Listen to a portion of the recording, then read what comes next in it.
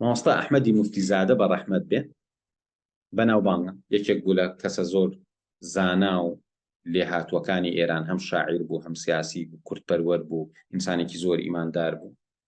بە ڕەحمەت بێ قسەیەکی هەیە، ئەڵێ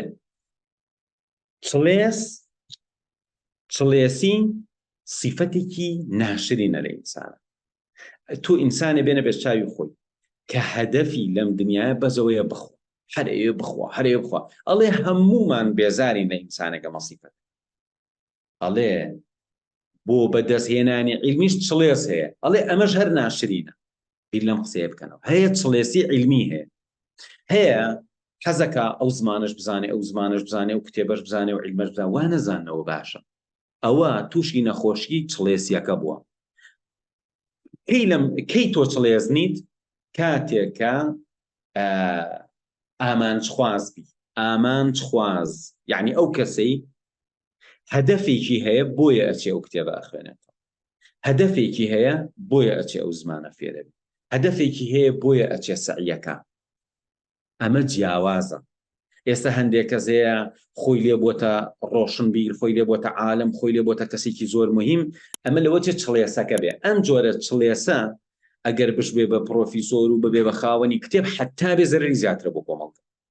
بۆیە وریا بن کە ئەڵێن با بڕۆین تا عالم بوون نەوەستین و ئەم ڕێگایە با 10-15 ساڵی تر لەسەر ئەم عیلمە بەردەوام بین ئەگەین بە شتێکی باش.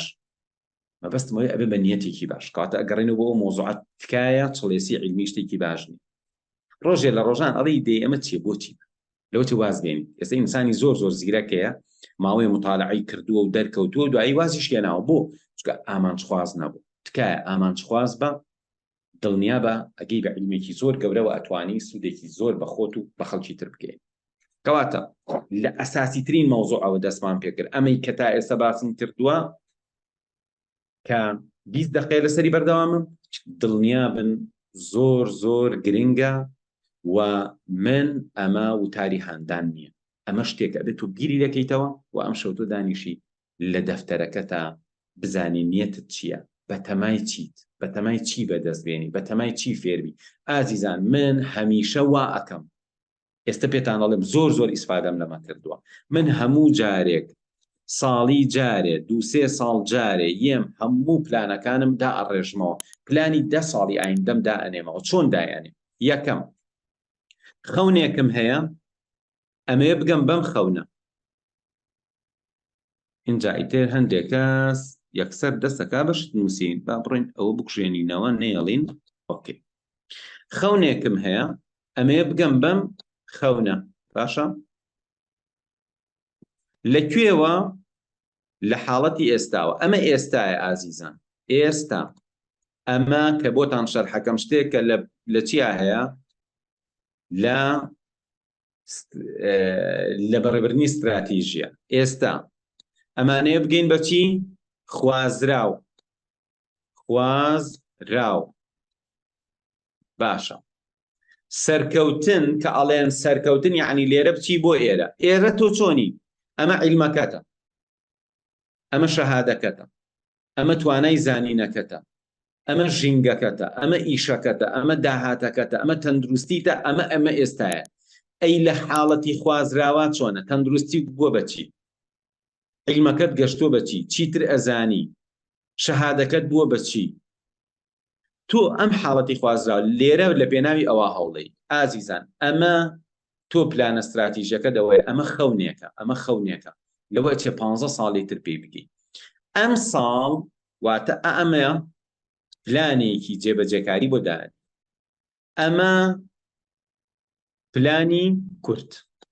ئەمە لێرە هەتا ئێرە پلانی ماوە درێژ. کەواتە ئەمە ماوە درێژە، ئەمە کورتە، ئەمە جێبەجێکاری.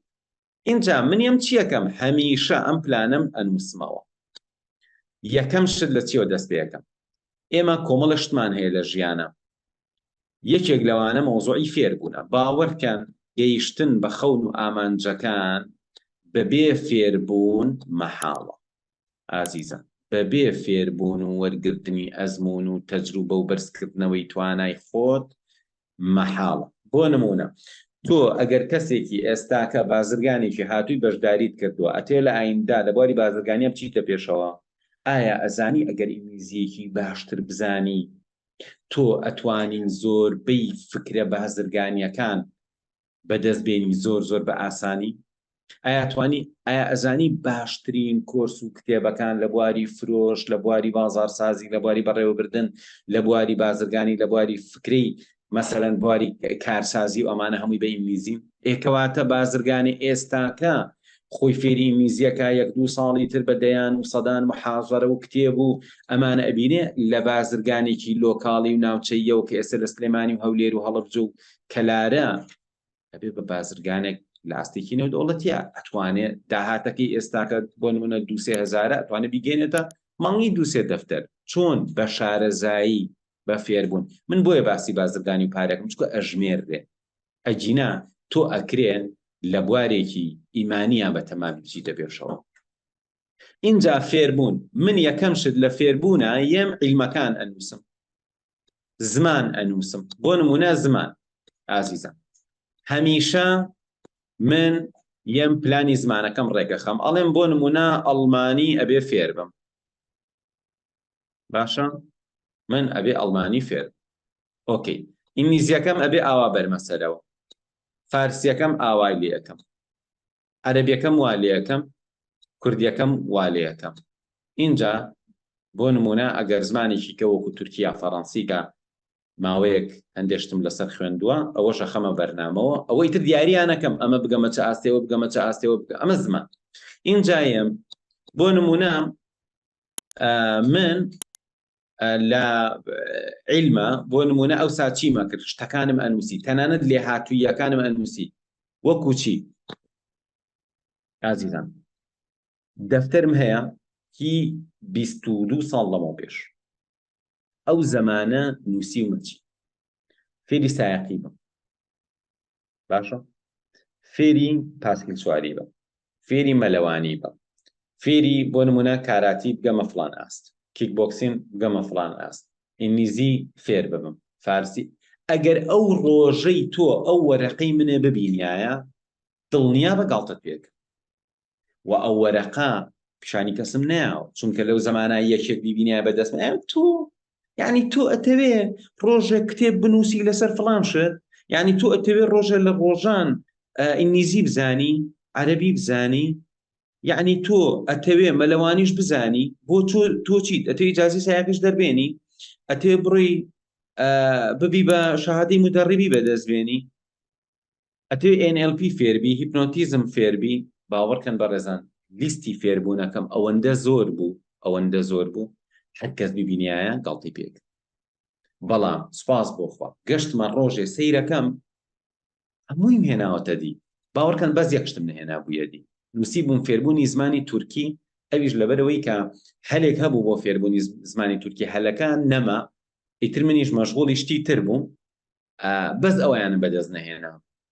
کەواتە تۆ ئەبێ یەکەم شت لە ئامانجەکاندا فێربوونەکانە بنووسی، کاتی ئەمە ئەنووسی ئینجا ئیتر پاڵنەرێکە بۆ دروستە بێ ئەڵی با خێرا بینینم باشکەم، خێرا بیستنم باشکەم، سیستمی سەرەکیەکەم باشکەم، با ئێستا بڕۆم تەمرینی تەرکیزکەم، با ئێستا بڕۆم تەمرینی سەرنجکەم، اینجا ئەکەویتە ئەم بارودۆخەوە. بەس تۆ هیچ نییە لە خەیاڵتا ئێوە بە ئەو مێشکیشی بەقوت بوو. من زۆر جارە پرسیارم لە تەلەبی خۆم کردووە، باشە ئەوە تۆ بووی بە خاوەنی باشترین زاکرەی دنیا، دوایەوە چیەکی؟ هیوایە هیچ هەدەفێکی نییە.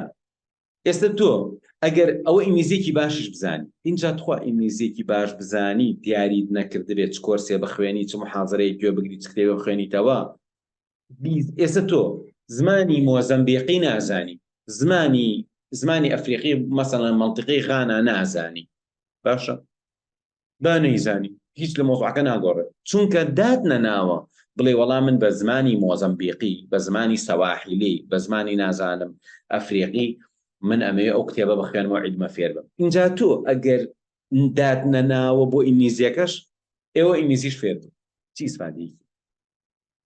ئەوە عەرەبیش فێر بوو، چی ئیسفادەیەکی؟ کەواتە تۆ ئەبێ زمانەکە دابنی لەو لاوە عیلمەکانی شت نووسی بێ. ئاسانە ئازیزان، ئەتوانی بۆ نمونە ئێستاکە دانی بڵێ من عەرەبیەکەم باشە، بەڵام ئەچم لە نەحوە فڵان کتێب ئەخوێنم، بۆ نمونە لە سەرفا فڵان کتێب ئەخوێنم، لە بەلاغا فڵان شت ئەخوێنم، ئەبێ بینووسی جۆری کتێبەکە، ناوی کتێبەکە، مستەواکەی. بۆ نمونە تۆ حەزی لە زانستە شەرعیەکان، بنووسە من ئەمەوێ علوم القورآن بخوێنم، علوم الحەدیث بخوێنم، مەسەلەن ئوسولی فقه بخوێنم. بۆ نمونە تۆ حەزت لە بواری پزیشکیە، بنووسە من ئەمێ پاثۆلۆجی بخوێنم، نیوتریشن بخوێنم.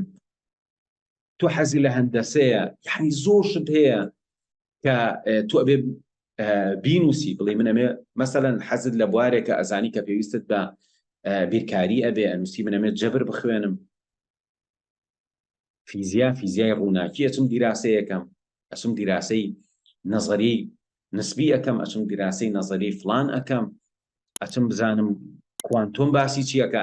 ئەبێ شتەکە بنووسی بەرەزان، ئەبێ ئیعازێ بی بە مێشکت ئەها ئەگەر تۆ شتێکی خۆش بێتە پێشەوە بڵێ بە کەسێک لەوەی ئەو شەوە خەوی لێ نەکەوێت لە خۆشیە، تەلەفۆنێک بڵێن مەسەلەن کوڕێک باوکی پێی بڵێ بەیانی و بم بۆ بەعرە سیارە و بۆ ئەحساسی تۆنە وانە تۆ ئەو هەستەی ئەو بۆی هەیە، ئەو خەیاڵی ئەو بۆی هەیە. سیارە چییە؟ ئینسانێک کە چێژی معریفی بکە هیچ شتێک بەقەد معریفەکە چێژبەخش نییە بۆ ئەو.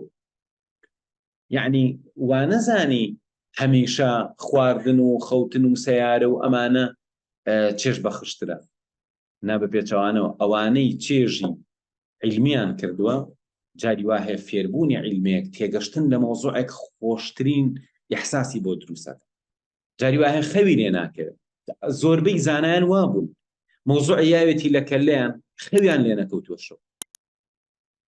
ئەڵێ ئیبن سینا چەندەها جار نیوە شەو خەبەری بۆتەوە مۆمی داگرسان و دەستی کردوێتەوە بە کتێب خوێندن. یعنی نەوڕەتی بە ڕەحمەت بێت چەندەها جار بەسەر کتێبەکەیان خەوی لێکەوتووە تا نیوە شەو دانیشتۆ بە دیاریەوە. کورد بەڕێزان تۆ بیری لێکەنەوە ئەڵێ لە حوجرەکە لەبەروی فەقیەکانی تر نەیان هێشتووە کتێب بخوێنێتەوە سەعی بکە، ڕۆشتووە لە بەرامبەر مزگەوتەکەەوە قەبرستانێکی لێ بۆ لەسەر قەبرەکان دانیشتووە، مۆمێکی بردۆ کتێبی خوێندنەوەتەوە. نیوە شەو فەقیەکان وتیانە ئەرێ نەهاتەوە، ئەڵێ چەندەها جار ڕۆشتون هێناویانەوە. تۆ سەیریکە ئینسانێکە عاشقی عیلم و فێربوونە چۆنەژی ئامادەیە لەبەروی سەر قەبرستانەکە بێدەنگە مۆم بەریت و لە قەبرستانە دانیشی بۆ کتێب خوێندنەوە لەبەری وتیتی لەوێ نایەوە. ئەمە وەرە ژیانی زانایان زۆربەی سیرکە، یعنی یەکێک لەو شتانی کە هانتانەیە خوێندنەوەی ژیانی زانایان. ئەم زانایە چۆن مطالعی کردووە، چۆن شت فێر بووە. یعنی تۆ وەرە بیرکەرەوە تەنانەت بگەڕێرەوە بۆ یۆنان، بۆ زمانی ئەرخەمیدس. تۆ وەرە بزانە ئەم پیاوە لەو سەردەما چۆن بیری لەم شتە هەندەسیانە کردوێتەوە، چۆن بیری لەم هەموو حسابات و ڕەقەمکاریە کردوێتەوە. من چوومە ئەعدادیەک وتم وا ئەزان ئەرخەمیدس کەی ژیاوە، زۆربەی وایە زانی 1940 ژیاوە. باشە نازانێ 300 ساڵ پێش زاین ژیاوە. باشە ئەرەستۆ لەو زەمانە ئەو هەموو کتێبەی نووسیوە. باشە 380 پێش زاین تو بیر لە ئەفلاتۆن بکەرەوە 380 پێش زاین. اینجا ئەمە ئەوە مهم نییە، کاتێ مهمە بزانی ئەمە ڕۆشتووە باسی چیەکە، مناقەشەی چی ئەکە، مناقەشەی معریفە، عیلم، فێربوون، تێگەشتن، بیرکردنەوە، بەڕێوەبردننی ژیان. کورە وەرن بەرەبەرە بە مێژووی عیلما بڕۆ ئەگەی تەشتی زۆر عەجایب. نیزام المولک کتێبە نووسێ لەسەر ئیدارەی مەخزن. ئەمە باس کردۆ چەندەها جار. ئیدارەی مەخزن بەڕێزان ئینڤنتۆری مانیجمنت یەکێکە لە عیلمەکانی سەردەم. نیزام المولک لە وەزیری ئەعزەم لە زمانی سەلجوقیەکانە یەک کتێبی نووسیوە باسی ئیدارە و سیاسەت و بەڕێوەبردننی وڵاتەکە، باسی ئیدارەی مەخزنەکە بۆ هی وڵات، بۆ دایرە، بۆ جێش. تۆ کە ئەڕۆی ئەمە بینی لەو سەردەمە ئەم هەموو ئینسانە عەقڵە بەبێ ئیمکانات، تۆسی چ نیعمەتێکمان لەبەردەسایە، مۆبایل، ئینتەرنێت، ئەو هەموو ئەپلیکیشنە، ئەو هەموو کتێبە دەنگی، ئەو هەموو PDF-ە. یعنی ئەبوایە حەزێکمان بۆ دروست ببوایە شەو ڕۆژمان بخسایە سەرێک بەس بمان زانیە ئەرێ ئەم کتێبانە چۆن بخوێن و لیان تێ بکەین.